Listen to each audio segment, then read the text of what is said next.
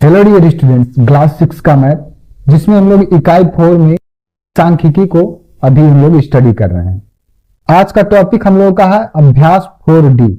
अभ्यास 4C तक हम लोग पहले पढ़ चुके हैं। वो सभी वीडियो आपको प्लेलिस्ट में मिल जाएगा, आप वहां से उसको इजीली देख सकते हैं। तो अब चलिए आज का वीडियो स्टार्ट करते हैं और देखते हैं कि अभ्यास 4D में किस प्रकार के सवाल हैं और ये कैसे हल होते हैं।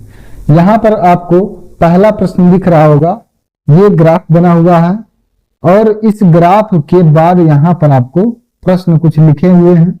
इन सभी प्रश्नों का आंसर जो है वो इसी ग्राफ से हमको देना है। तो अब चलिए इसको देखते हैं कि कैसे ये सॉल्व होगा। तो ये सभी प्रश्न बहुत ही आसान होते हैं, इसमें ग्राफ की सहायता से हम इन सभी प्रश्नों का आंसर यहाँ पर देंगे। तो प्रश्न में है कि उपयुक्त दंड आरेख को देखिए जो मोहित द्वारा वार्षिक परीक्षा में विभिन्न विषयों में प्राप्त किए गए अंकों को प्रदर्शित करता है। ये जो ग्राफ बना हुआ है ये एक स्टूडेंट है कोई जिसका मोहित नाम है। वो हिंदी में कितना नंबर पाया है, इंग्लिश में कितना नंबर पाया है, मैथ में कितना है, साइंस में कितना है, सोशल साइंस में कितना है, मतलब वो सभी विषयों में कितने कितने अंक उसको मिले हैं वो इस ग्राफ में दर्शाया गया है। तो अब यहां पर प्रश्न जो है यहीं से इसका आंसर बताना है। पहला प्रश्न यहां पर है कि यह दंड आरेख क्या सूचना प्रदर्शित करता है।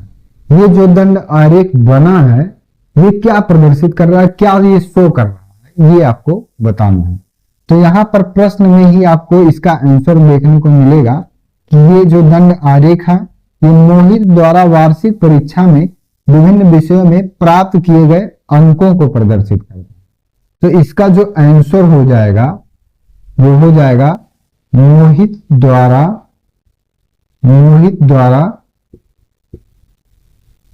विभिन्न विषयों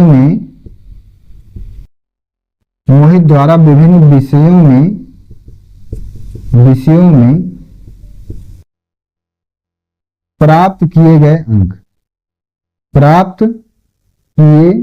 गए अंक। ये आपका पहला आंसर आपका यही है। यह दंड आरेख क्या सूचना प्रदर्शित कर रहा है। तो ये दंड आरेख जो है ये मोहित द्वारा विभिन्न विषयों में प्राप्त किए गए अंकों को प्रदर्शित कर रहा है इस ग्राफ में।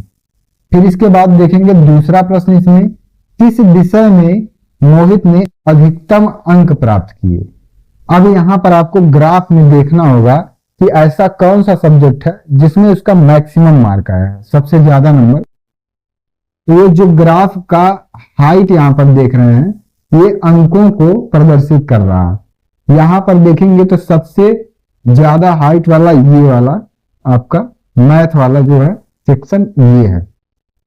तो इसमें आपका प्रश्न है किस विषय में मोहित ने अधिकतम अंक प्राप्त किए। तो ऐसा कौन सा विषय है जिसमें ये जो इसका ग्राफ है ये सबसे हाई है। तो सबसे हाई ग्राफ यहां पर आपका है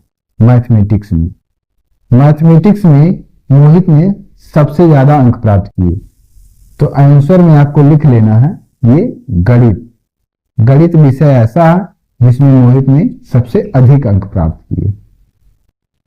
अगला प्रश्न है यहां किस विषय में न्यूनतम अंक प्राप्त किए। तो यहां पर देखना है कि जो ग्राफ सबसे डाउन होगा वही न्यूनतम होगा। तो यहां देखेंगे तो सबसे डाउन ग्राफ ये वाला आपका दिख रहा है सामाजिक विज्ञान जो है। सामाजिक विज्ञान में मोहित के द्वारा 50 अंक यहां पर प्राप्त हुए हैं। ये जो ग्राफ है ये 50 के सीध में है। तो यहां पर किस विषय में न्यूनतम अंक है, सबसे कम अंक जिसमें है तो वो है आपका सामाजिक विज्ञान। सामाजिक विज्ञान में सबसे कम अंक मोहित ने प्राप्त किए। तो ये आपका आंसर हो जाएगा। नेक्स्ट क्वेश्चन है प्रत्येक विषय के नाम और विषयों में प्राप्त किए गए अंक को लिखिए। तो जितने भी यहां पर सब्जेक्ट्स दिए गए हैं इन सभी सब्जेक्ट्स का नाम लिखना है और कितने कितने अंक सभी में मिले हैं इसको भी लिखना है। तो सबसे पहले यहां पर देखेंगे हिंदी लिखना है और इसमें कितने नंबर मिले हैं इसको भी लिखना है। तो यहां पर देखिए 60 के जस्ट सामने है तो हिंदी में 60 नंबर। फिर इसके बाद सभी विषयों को लिखना है। यहां पर लिखा प्रत्येक विषय में, तो प्रत्येक मतलब सभी विषयों में। इसके बाद है अंग्रेजी, अंग्रेजी विषय। अंग्रेजी विषय में यहां पर 55 नंबर होगा, क्योंकि ये जो ग्राफ है ये 50 और 60 के मध्य में है, 50 और 60 के बीच में है, तो यहां पर हो जाएगा 55। अंग्रेजी में हो जाएगा 55 नंबर। फिर इसके बाद कौन सा है? गणित। गणित में कितने नंबर हो जाएंगे ये बताना है। तो गणित में यहां जो ग्राफ है ये है 80 के जस्ट सामने, तो ये हो जाएगा गणित में 80 नंबर। विज्ञान विषय है, विज्ञान को लिखना है और इसमें कितने नंबर प्राप्त हुए हैं इसको भी लिखना है। तो विज्ञान है यहाँ 70 और 80 के बीच में ये ग्राफ, यहाँ पर 70 और 80 के बीच का मतलब हो जाएगा यहाँ पर 75 नंबर, 75 नंबर यहाँ। इसके बाद सामाजिक विज्ञान है। सामाजिक विज्ञान में कितने नंबर है इसको लिखना है। सामाजिक विज्ञान में ये जो ग्राफ है आपका, ये आपका 50 के जस्ट सामने है, तो सामाजिक विज्ञान में यहां पर आपको लिखना है 50। यही आपका आंसर है।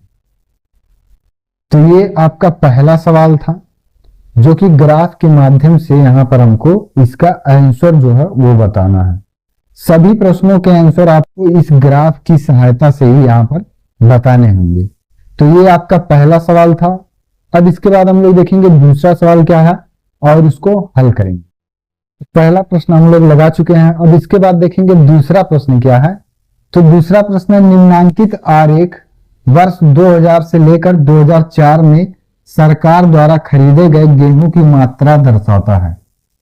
ये अब की जो ग्राफ बना हुआ है ये सरकार द्वारा खरीदे गए गेहूं का ये ग्राफ है, जो वर्ष 2000 से लेकर 2004 तक का है।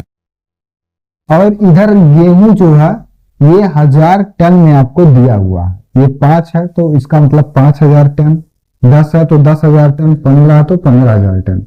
ये 1000 टन में आपको इधर का दिया हुआ है।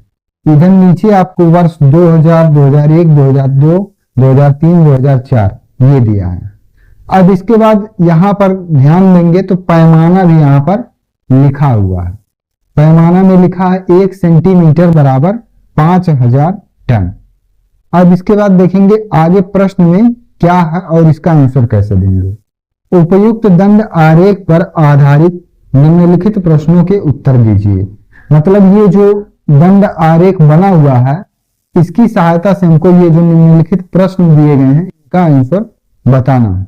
पहला प्रश्न है, इस आरेख का पैमाना क्या है। तो पैमाना आपका यहां पर लिखा हुआ है, यही आपको यहां पर लिखना है आंसर में। पैमाना में लिखा है 1 सेंटीमीटर बराबर 5000 टन, 5000 टन ये आपका आंसर है। इस आरेख का पैमाना क्या है, तो पैमाना आपको प्रश्न में ही दिया है, यही पैमाना आपको यहां पर लिखना है आंसर में। दूसरा प्रश्न यहां पर है, किस वर्ष गेहूं की अधिकतम मात्रा खरीदी गई है और ऐसा कौन सा वर्ष यहां पर है जिसमें गेहूं का जो मात्रा है वो सबसे हाईएस्ट है, सबसे अधिकतम है। तो ये ग्राफ जो सबसे हाई होगा वही अधिकतम होगा, तो सबसे हाई ग्राफ यही है।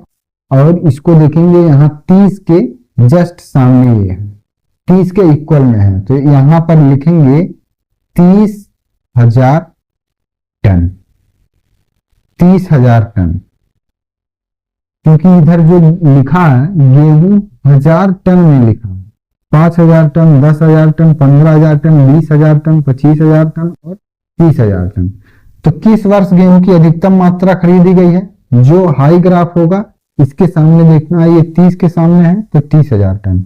अभी इसमें एक प्रश्न और है कि किस वर्ष गेहूं की अधिकतम मात्रा खरीदी गई और कितनी खरीदी गई। तो ये 30,000 टन खरीदा गया है और किस वर्ष में खरीदा गया है, तो ये 2004 में खरीदा गया है। तो यहां पर ऐसे लिखेंगे 2004, ये आपका आंसर है। किस वर्ष में गेहूं की अधिकतम मात्रा खरीदी गई, तो सन 2004 में और कितनी खरीदी गई, तो 30,000 टन। ये हो गया। अब इसके बाद तीसरा प्रश्न है, किस वर्ष में गेहूं की न्यूनतम मात्रा खरीदी गई है। तो जो सबसे लो ग्राफ होगा, जो जिसका हाइट सबसे कम होगा, वहीं पर सबसे न्यूनतम माना जाएगा। तो ये यहां पर है, वर्ष 2000 में। किस वर्ष में, वर्ष 2000, वर्ष 2000 में कितना खरीदा गया है इसमें नहीं पूछा है, लेकिन अगर प्रश्न में पूछा तो यहाँ 15 के सामने है तो 15,000 टन यहां पर हो जाता। अगला प्रश्न लिखा, वर्ष 2002 में गेहूं की कितनी मात्रा खरीदी गई है। तो वर्ष 2002 यहां पर है आपका। अब इसके जस्ट सामने देखना है 20। तो वर्ष 2002 में गेहूं की कितनी मात्रा खरीदी गई, तो यहां पर लिखना होगा 20,000 टन। ये आप प्रश्न यहां पर बहुत आसान है और इन सभी प्रश्नों का जो आंसर है वो हमको इस ग्राफ की सहायता से ही बताना है। तो दूसरा सवाल भी हम लोग का हल हो गया। अब इसके बाद देखेंगे तीसरा सवाल क्या है। तो क्वेश्चन नंबर 2 तक हम लोग सॉल्व कर चुके हैं। अब इसके बाद तीसरा प्रश्न यहां लिखा है कि निम्नांकित दंड आरेख किसी आवासीय विद्यालय में प्रवेश पाने वाले शिक्षार्थियों की संख्या को दर्शाता है। ये अब की बार जो ग्राफ बना हुआ है ये किसी विद्यालय में प्रवेश पाने वाले शिक्षार्थियों की जो संख्या है उसको यहाँ पर दर्शाया है। और यहाँ पर पैमाना भी दिया हुआ है, 1 सेंटीमीटर बराबर 10 शिक्षार्थी। उपयुक्त दंड आरेख पर आधारित निम्नलिखित प्रश्नों के उत्तर दीजिए। इसी ग्राफ की सहायता से ये सभी प्रश्नों के आंसर यहाँ पर बताने हैं। वर्ष 2001 में शिक्षार्थियों की संख्या कितनी थी, तो 2001 यहाँ पर है और इसमें शिक्षार्थियों की संख्या कुल कितनी थी, तो ये 40 के जस्ट सामने इसका ऊंचाई है। तो यहाँ पर इसका आंसर हो जाएगा, वर्ष 2001 में शिक्षार्थियों की संख्या कितनी थी, तो 40। ये आपका आंसर। फिर इसके बाद दूसरा प्रश्न दिया, वर्ष 2002 में शिक्षार्थियों की संख्या वर्ष 2001 के शिक्षार्थियों की संख्या से कितनी अधिक थी। 2002 में मतलब ये जो ग्राफ है इसमें 2001 के तुलना में, इसके तुलना में इसमें कितने अधिक शिक्षार्थी हैं। तो इसका जो ग्राफ है ये 40 और ये 60। तो ये जो हाइट है ये 20 सेंटीमीटर अधिक है। तो इसका मतलब यहाँ पर वर्ष 2002 में शिक्षार्थियों की संख्या वर्ष 2001 के शिक्षार्थियों की संख्या से कितनी अधिक थी, तो यहाँ 40 है, 40 से 60 हो गया। तो इसका मतलब 20 शिक्षार्थी इसमें और अधिक है। तो यहाँ पर आंसर में आपको लिखना होगा 20 शिक्षार्थी। 20 वर्ष 2002 में शिक्षार्थियों की संख्या वर्ष 2001 के शिक्षार्थियों की संख्या से कितनी अधिक थी, तो 20 अधिक थी। 20 शिक्षार्थी इतने अधिक थे। अगला प्रश्न है कि अधिकतम शिक्षार्थियों की संख्या किस वर्ष में थी। सबसे ज्यादा शिक्षार्थी किस वर्ष में थे, तो ये 2002 में। ये आपका आंसर में आपको लिखना है 2002। ये आपका आंसर। तो ये तीसरा सवाल भी हल हो गया और अभ्यास 4D में आपके कुल 3 ही सवाल थे और तीनों सवाल को हम लोग कंप्लीट सॉल्व कर चुके हैं। अगर आप चैनल पर हमारे नए हैं तो चैनल को जरूर सब्सक्राइब कर लें